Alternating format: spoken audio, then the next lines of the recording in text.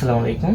অধ্যায় 17 পরিসংখ্যানের তৃতীয় ক্লাসে আপনাদেরকে স্বাগতম। তো তার আগে একটা কথা বলে নিই, দেখেন আমার এই চ্যানেলে মূলত আরও 2টা ক্লাস করা আছে এই পরিসংখ্যান অধ্যায়ের উপরে, অর্থাৎ একটা ক্লাসের সূত্র আলোচনা করা হয়েছে এবং আরও একটা যে ক্লাস আছে ওই ক্লাসের মধ্যে যত ধরনের ক নাম্বার প্রশ্ন আছে অর্থাৎ পরীক্ষা আসে সবগুলো ক নাম্বার প্রশ্ন করা আছে, অর্থাৎ এইগুলো করলে আপনাদের আর ক নাম্বার করতে হবে না ইনশাল্লাহ।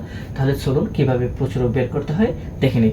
তো দেখুন, এল প্রচুরক শ্রেণীর নিম্নসীমা, F1টা হয় প্রচুরক শ্রেণীর গণসংখ্যা মাইনাস পূর্ববর্তী শ্রেণীর গণসংখ্যা, এইটা হবে পরবর্তী শ্রেণীর গণসংখ্যা আর এইটা হবে শ্রেণীব্যাপ্তি। ওকে, তো এখন দেখুন আমাদেরকে প্রথমে ঘন সংখ্যার দিকে লক্ষ্য রাখতে হবে, অর্থাৎ দেখতে হবে এখানে যে গণসংখ্যাগুলো দিয়ে আছে তার মধ্যে সর্বোচ্চ কোনটা বা সবচেয়ে বড় কোনটা। এখানে সবচেয়ে বড় গণসংখ্যা হলো 20, যেহেতু সবচেয়ে বড় গণসংখ্যা 20 আমরা এই কথাটা প্রথমে লিখে দিব যে এখানে সর্বাধিক, এই কথা না লিখলে 1 মার্কস কাটা যাবে। এখানে সর্বাধিক ঘনসংখ্যা, সর্বাধিক এই ঘনসংখ্যা কত 20। এখন তারপর লিখব যার কারণে প্রচুরক শ্রেণী, এই প্রচুরক শ্রেণী। তাহলে প্রচুরক শ্রেণীটা কি হবে? প্রচুরক শ্রেণীটা হবে এই 60 থেকে কত 64। এখন বলতে পারেন এইটা কেন আমি বের করলাম বা এইটা কেন লিখলাম। দেখেন এলটা কি প্রচুরক শ্রেণীর কি সীমা? নিম্ন সীমা। অর্থাৎ 60 থেকে 64 এইটাকে আমরা ধরি নিম্ন সীমা, এইটাকে ধরি আমরা উচ্চ সীমা। অর্থাৎ এই 60-এর জন্যই মূলত আমরা এখানে কি করলাম, এখানে এই শ্রেণীটা প্রথমে নির্ণয় করে নিলাম, তারপর আমরা এখানে লিখবো। আমরা জানি, এখন আমরা সূত্রটা বসাই দিব। তো আমরা কি জানি? আমরা সবাই জানি প্রচুরকের সূত্র, তাই না? এই আমরা জানি প্রচুরক, আমরা জানি এই প্রচুরক ইকুয়াল এল প্লাস এই যে ভাগ চিহ্ন দিলাম এই F1 প্লাস এই F2 ইন্টু আমরা কি লিখি এখানে এইচ লিখি।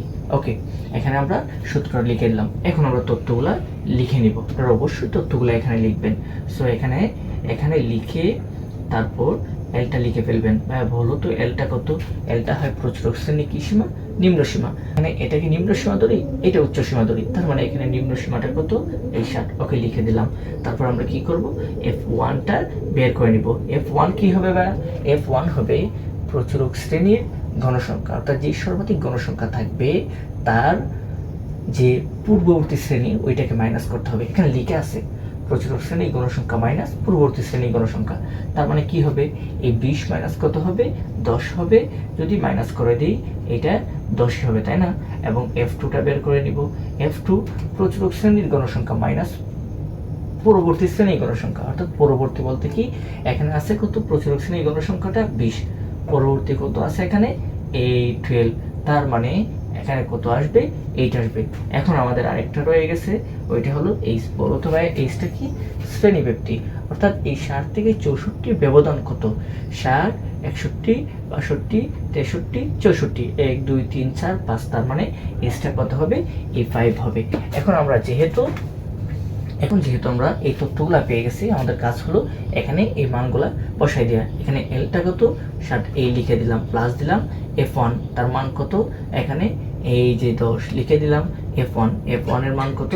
10 প্লাস F2 কত? তার মান এই 8 ইন্টু এখানে এইচ এর মানটা কত? এই 5। এখন আমরা কি করব? এখানে 7 লিখব, 5 10 কত হবে? এখানে 5 10 দিয়ে গুণ করে দিলে এখানে হবে 50, আর এখানে 10 আর 8 যোগ করে দিলে কত হবে? এখানে 18 হবে। এখন আমাদের কাজ হবে এটা দিয়ে এটাকে কি করে দেয়া?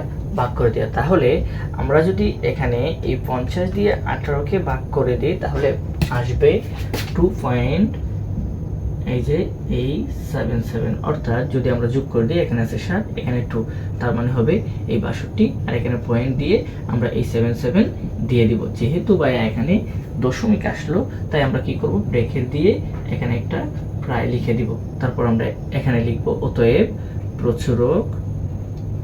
প্রচুরক হবে, এই যে অথবা নির্ণয় প্রচুরক হবে এই 62.77 বা 77, এইটা লিখে দিব। লিখে দিলে এইটাই আমাদের কি হবে? উত্তর হয়ে যাবে।